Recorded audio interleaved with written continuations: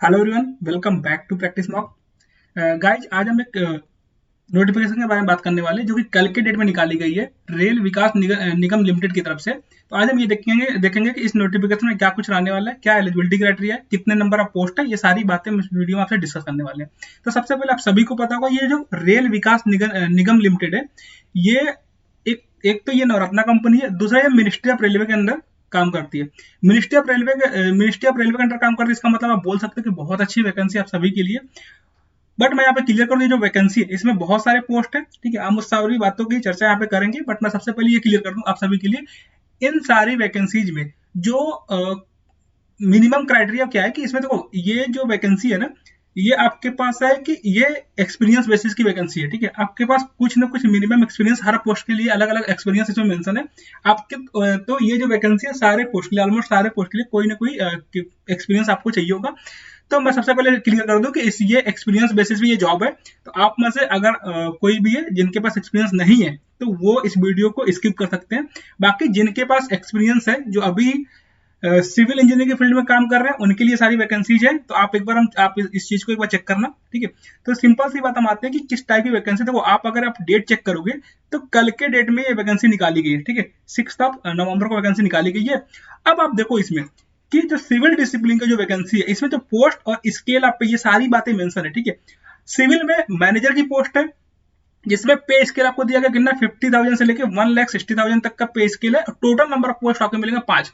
उसमें भी आप देख सकते हो फर्दर इसमें जनरल में कितने, जनरल में 3 नंबर सीट है, 3 सीट है। SC ST सब में आप सीट अलग अलग अपने कास्ट के हिसाब से चेक कर सकते हो, but total number of post 5 है, ठीक है। बट यहाँ पे दिक्कत ये है कि आपके पास एक्सपीरियंस होना चाहिए। देखो, मैक्सिमम एज लिमिट भी आपका दिया हुआ है 40 ईयर्स है, इसमें कोई दिक्कत नहीं है, ठीक है।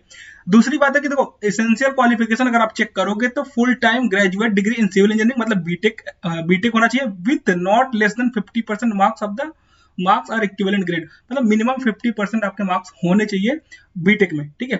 दूसरी बात है कि मिनिमम पोस्ट क्वालिफिकेशन एक्सपीरियंस कितना होना चाहिए एज पर द 1 अक्टूबर, कितना 1 अक्टूबर 2023, मतलब मतलब ये जितने भी क्वालिफिकेशन यहाँ पे होने चाहिए एक्सपीरियंस, वो आपके किस कब तक का है, 1 अक्टूबर तक का है।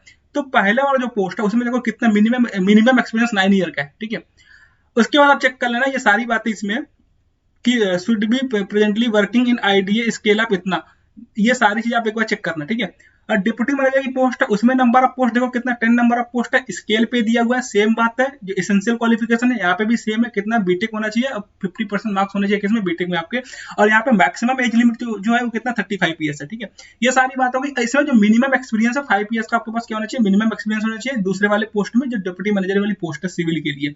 उसके बाद यहाँ पे भी जो है आईडीए स्केल पे आपका कितना है, इतना होना चाहिए, ठीक है। ये सारी बात मतलब 7 पे, स्केल लेवल 7 का आपके पास जॉब होनी चाहिए, जिसमें कितने का जॉब एक्सपीरियंस आपके पास होना चाहिए, कितना 7, इधर अंदर रेगुलर और contract basis for the 4 years. तो यहाँ पे आपके पास एक्सपीरियंस बेसिस पे आप एक बार चेक करना कि किस पोस्ट के लिए, हर मतलब अलग अलग पोस्ट के लिए अलग अलग एक्सपीरियंस यहाँ पे मेंशन है, ठीक है।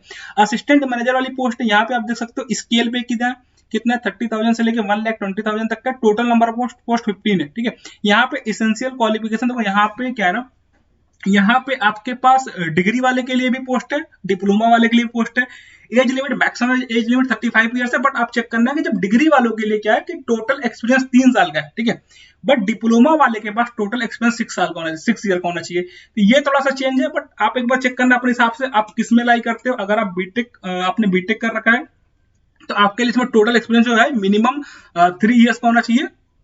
डिप्लोमा वाले के लिए मिनिमम 6 ईयर होना चाहिए, अगर उससे ऊपर है तो वेल एंड गुड है, उससे कोई दिक्कत नहीं है, ठीक है।